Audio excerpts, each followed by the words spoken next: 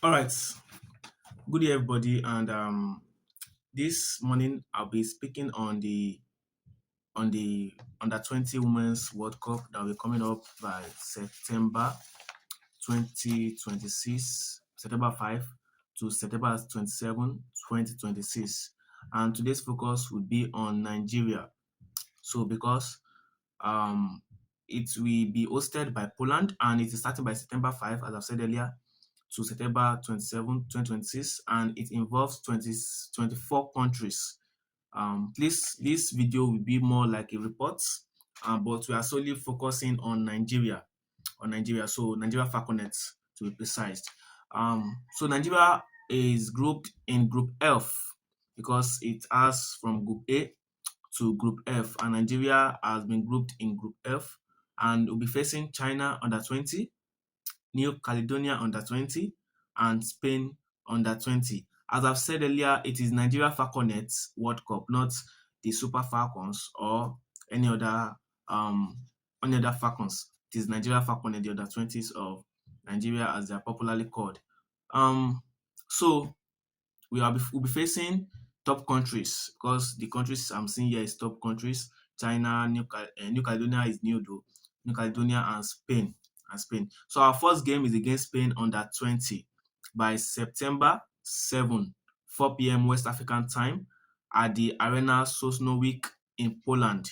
So that's the stadium we'll be playing the first game, our opener, by 4 p.m. And the second game is on September 10 against China under 20 by 7 p.m. West Africa time at the same stadium, Arena Sosnowiec Stadium in Poland.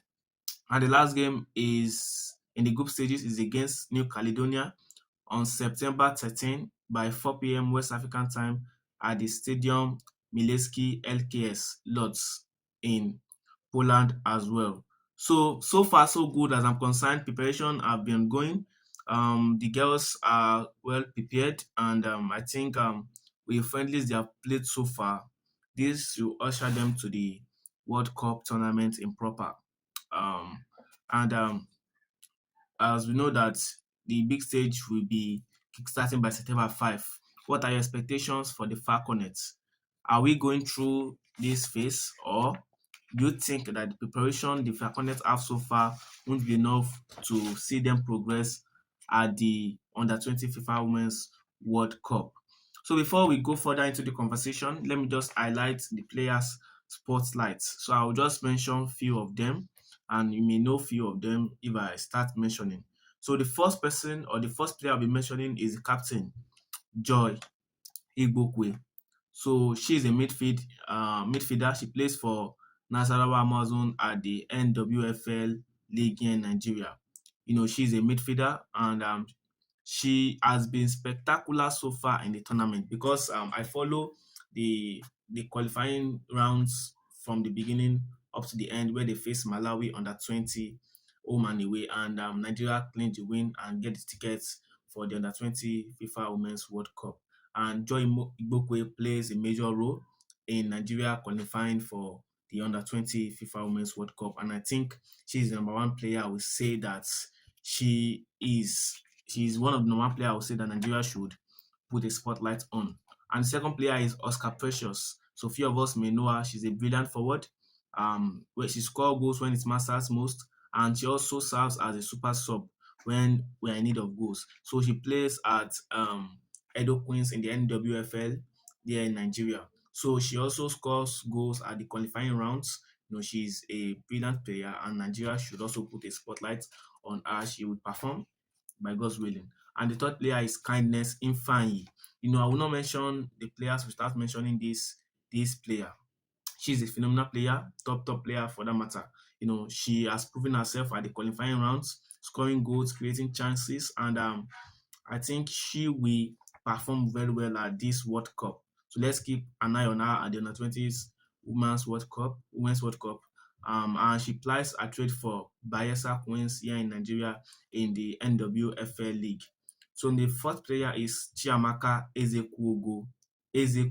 Yeah, sorry if I mentioned it incorrect. So she's a defender and she plays for Bayelsa Queens also at the NWFL. She's a top block at the back. In the qualifying rounds, she not even, let's put aside that she's a defender, right? She scored goals.